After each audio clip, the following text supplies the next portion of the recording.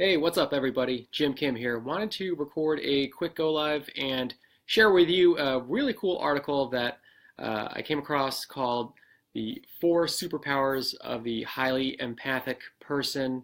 I find it really interesting. If you're not familiar with what being empathic means, basically, it's someone who is just highly intuitive, highly sensitive, um, and not in that sensitive as in like they're kind of like a soft type of person. No, not at all.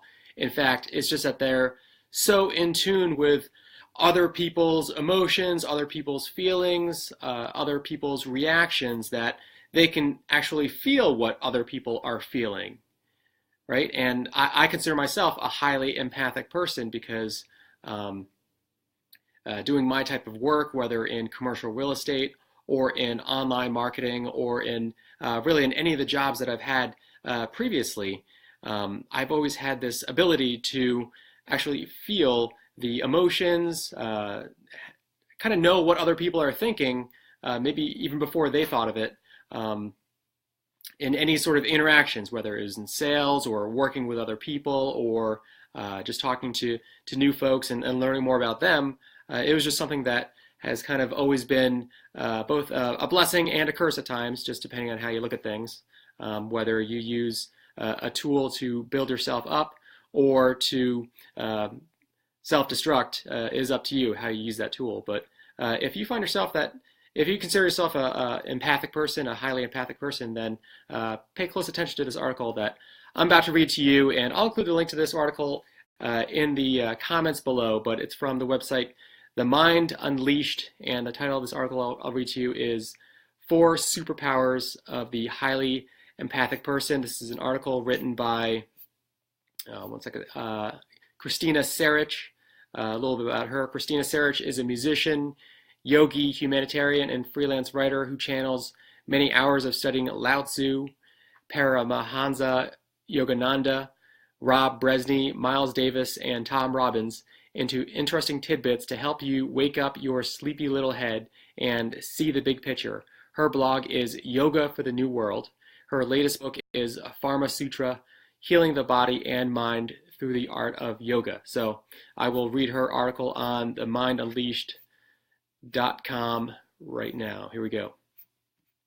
Four superpowers of the highly empathic person.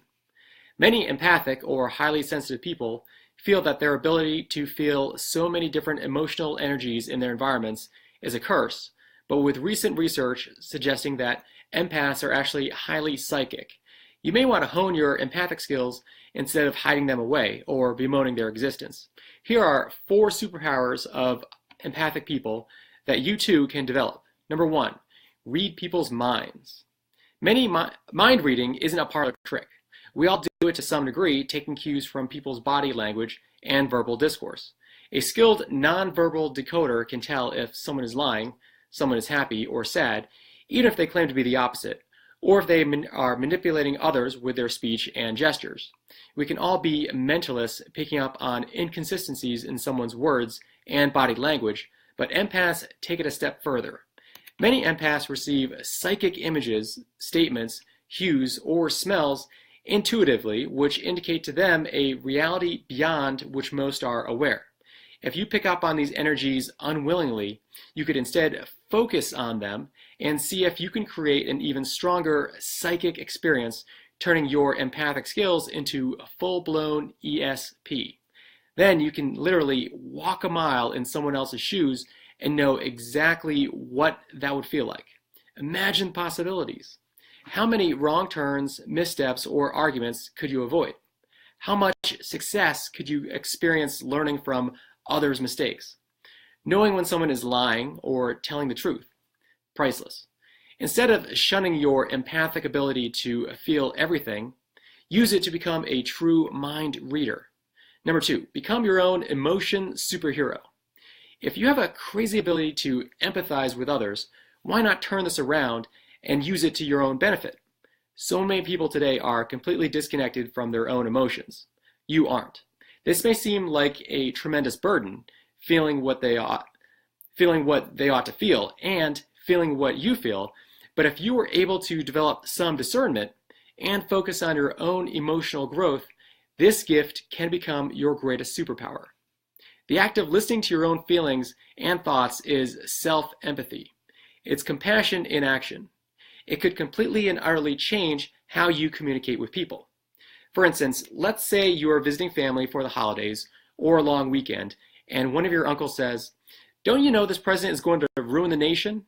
Your internal dialogue is, as an empath, might be something like, "Oh my God, he has no clue how every person is affecting this country and this planet, and the people who are running the show aren't presidents or politicians. They may not even be on this planet.